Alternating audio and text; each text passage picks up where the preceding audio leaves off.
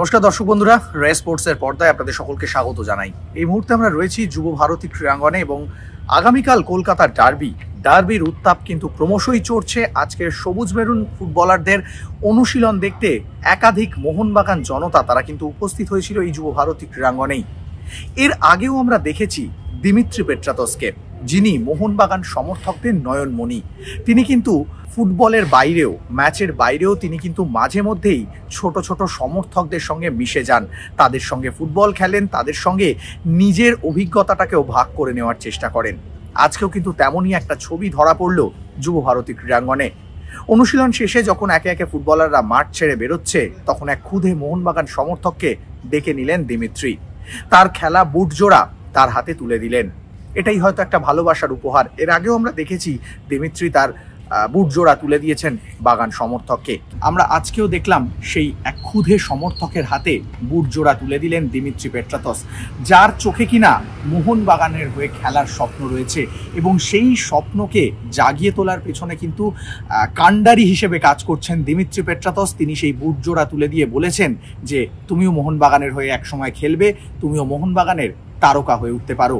সেই বাচ্চা ছেলেটি দিমিত্রির হাত থেকে বুট জোড়া পেয়ে খুশিতে আত্মহারা। সেও কিন্তু মনে করছে আগামীকালের ম্যাচে মোহনবাগানের হয়ে ফর্মে ফিরবেন দিমিত্রি। কি বলছেন এই ক্ষুধে তারকা, চলুন শুনে নেওয়া যাক তার মুখ থেকেই। ভালো লাগছে। ডিম আমাদের সঙ্গে খেলতে এসেছিল মাঠে, আমাকে তখনও বুট দিয়েছিল আর এখনও বুট দিয়েছে। বলে গেছিলো কি মোহনবাগান ফিউচার প্লেয়ার খেলবো, আমি মোহনবাগানের চেষ্টা করবো খেলার। তখন আমার ভালো লেগেছিলো, আমার অনেক ভালো লেগেছিলো কি মোহনবাগানের প্লেয়ার আমার সঙ্গে দেখা করেছে, কি বুটটা দিয়েছে। আমার আরও অনেক ভালো লেগেছে। ডিম চাইছে কি আমি মোহনবাগানে খেলি। তখনও আমি যখন দাঁড়িয়েছিলাম ওখানে, আমাকে বললো কি চলে প্লে খেলবো, তুই আমার সঙ্গে খেলবি।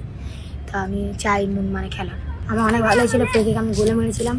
ডিমি আবার এসেছিলো, ডিমি বলেছিল কি আমি মোহনবাগানে খেলবো, চেষ্টা করবো। আমার বন্ধুরা বলছিল তুই কি পারবি না, তোর তাদের হবে না মোহনবাগানে খেলার, কিন্তু আমি চেষ্টা করবো খেলার। অনেক ভালো লাগছিলো। দেবার আগে অনেক ভালো লেগেছিলো। যখন আমি ওখানে ছিলাম দাঁড়িয়ে, তার আমার সামনে আরও কটা বাচ্চা ছিল, তো ও গেছিলো মাটির পুরো ভিতরে লেবে, ও গেছিলো কি আমাকে দে বুটটা আমাকে দে। ডেমি বললো না, ওকে দে, ও ভালো খেলো, ওকে দে। আমাকে এসে লাস্টে দিল।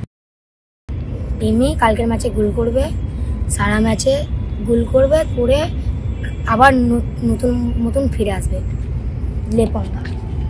যুব ভারতী ক্রীড়াঙ্গন থেকে ক্যামেরায় শুভম মণ্ডলের সঙ্গে সৌরভ মুখার্জি, রে স্পোর্টস।